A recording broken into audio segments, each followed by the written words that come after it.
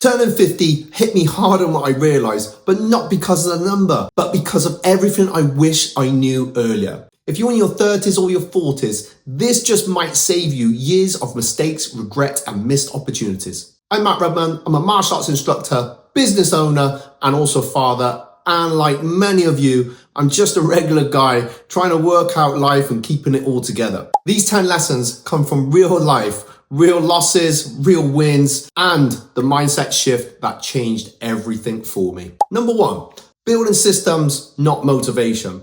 I'd say around my early 20s, getting into mid 20s, I used to wait for motivation to happen for me instead of building a system around the things that would drive me forward. So I'd often think, I'll do it tomorrow, but tomorrow rarely ever came. And I missed out on a few opportunities because of that. So now, whether it's with my business, my training, or even just providing content, I don't wait for motivation to come. I build a system around what I'm doing, and then that helps me float through the day.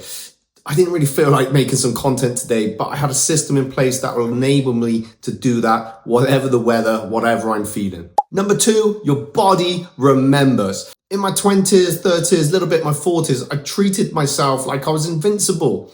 I thought I could do anything. I'd push hard for my training. I'd probably drink a bit too much on the weekends with friends. And even in my training, I wouldn't always allow myself a rest day, just that time to recuperate. I'm just ready to get in and just do some more martial arts. But your body keeps account of stuff. It keeps a score. Sometimes the injuries can start to last a little bit longer. So in your younger years, I think it's really important. Definitely got to keep maintaining some training, do everything else within moderation, have some rest days, but really look after your body. And there was a time in my 20s when I wasn't doing much exercise, and that paid a toll when I finally wanted to get into it. It's never too late to start. I have people starting martial arts with me as old as 60. I'm nearly up to their 70s. It makes no difference, but wherever you are right now, start looking after your body and maintain that journey of looking after your body. Number 3, time is the point. I used to see family time maybe as something as a little bit of a reward from my hard work,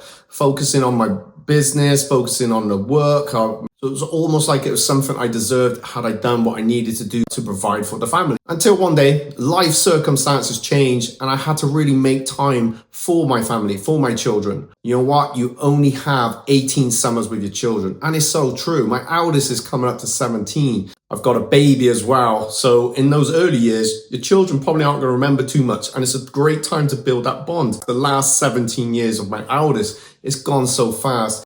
And as they get older, of course, into teenagers, they don't want to spend as much time with us, but make the most of those times and create great memories that you can really live by and look back upon. Time isn't always given, so make the time, the opportunity with your family, your loved ones, your relationships, your partners. So time is the point. It's about being present with your family. It's not a reward. Having time with your family isn't a break from success.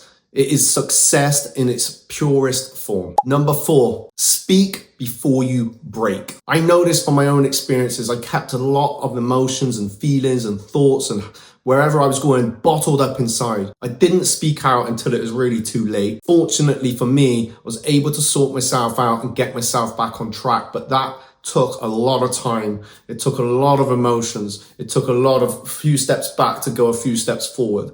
It nearly got me to an absolute breaking point where I thought I would never come back from. And sadly, in the last few years, I know 3 men that have committed suicide, and 2 of them were over 50, and 1 in his early 20s. It's such a sad loss of life. So struggling in silence, that doesn't make you strong. Being vulnerable, that makes you strong. So take time to speak out. It's okay to be vulnerable. And as a guy, it's even okay to cry. It's even okay just to take a break and relax. So speak early, ask for help, and definitely check in on your friends. The mask that I put on for everyone else, I think it became a shock when my mental health did take a hammering. And that was just as I was turning 40. That should have been an enjoyable time for me. It wasn't the best. Number 5, being consumed by comfort. Well, it's pretty safe to say I've had a few addictions in my life. Thankfully, I haven't gone down a path of addiction to drugs or alcohol or even cigarettes. I got addicted to certain TV programs and being hooked on them for so long that is really was starting to, reflect how I was feeling. So I'm very mindful about what I consume in terms of media and in terms of what I'm watching on the TV.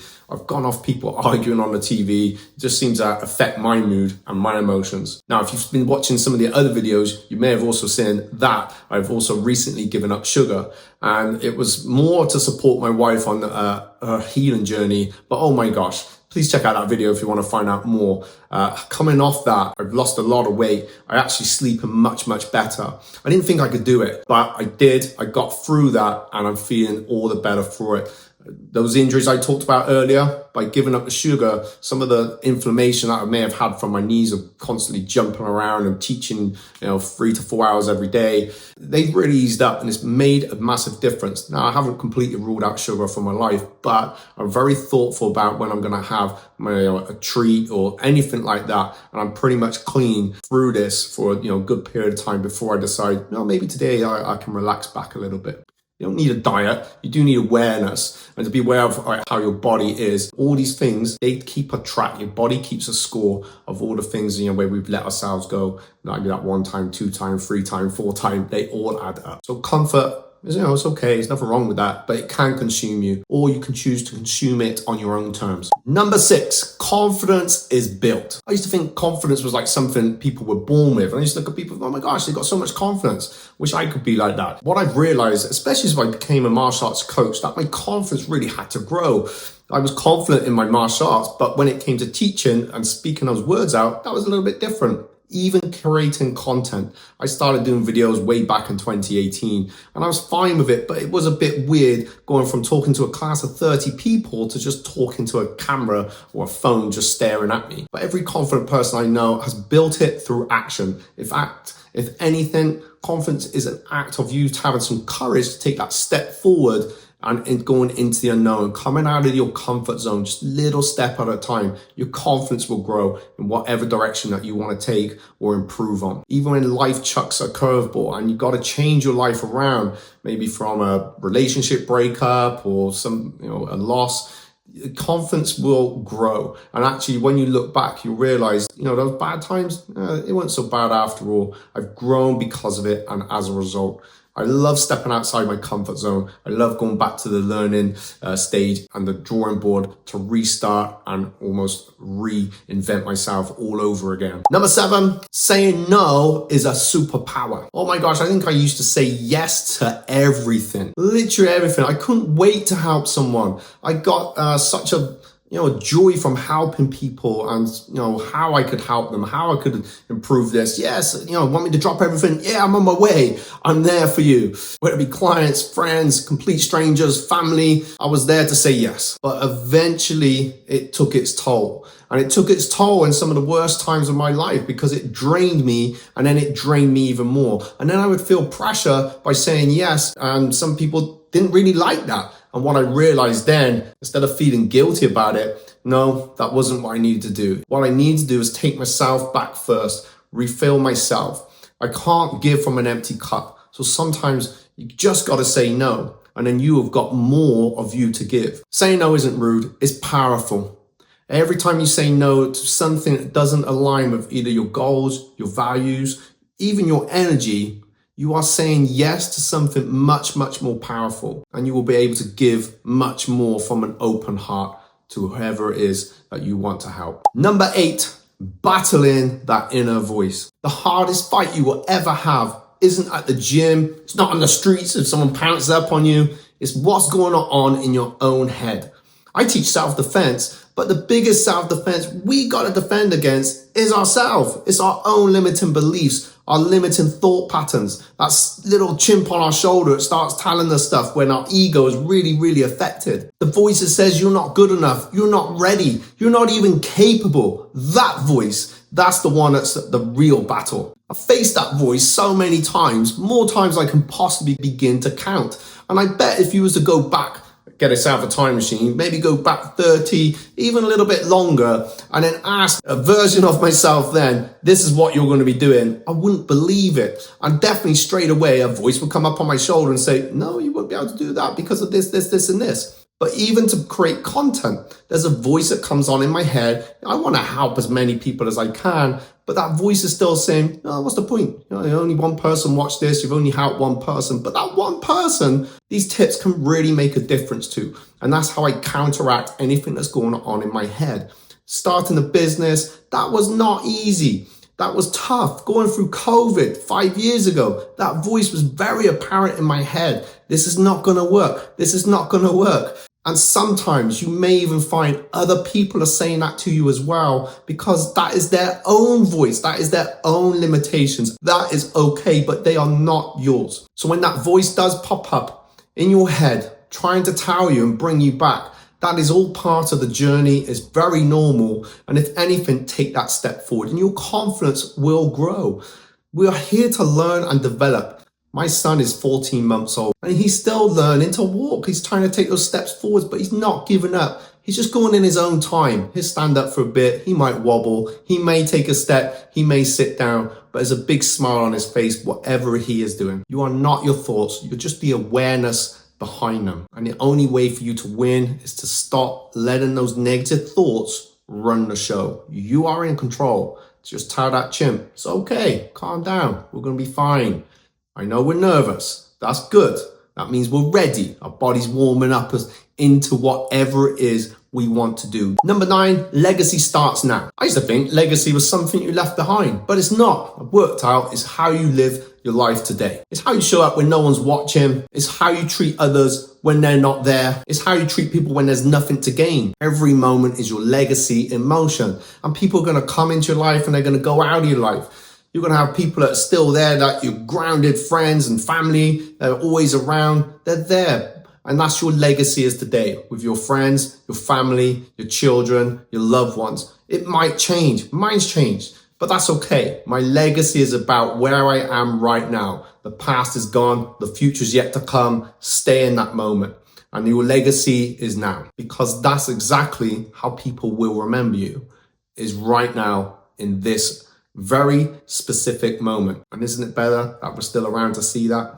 I think so. Number 10, the journey is the win. Okay, we've probably heard this old cliche. I've set so many milestones, and goals and milestones, they are really important to aim for. And even in business, set some big ones. And sometimes when I got there, just felt a bit, okay, we've done that now. And the joy never really lasted, because what I found was that it was that process of getting to that goal and that destination. And what I learned was actually having one step here is where I'm aiming for. As I'm getting closer, I'm already thinking ahead to what I'm going to be doing next. That really helped me. So the real win isn't in the journey itself or the win. It's in the process of where you get there. It's how you connect. It's how you grow. It's really how you live. It's if you're firing on all cylinders and you're aiming towards something new and it's like, this is for me. I'm going to be doing this. You know what? That is excitement. Treat it like Christmas. So if you celebrate Christmas, if you haven't noticed that celebration, that anticipation, it starts warming up around about September time.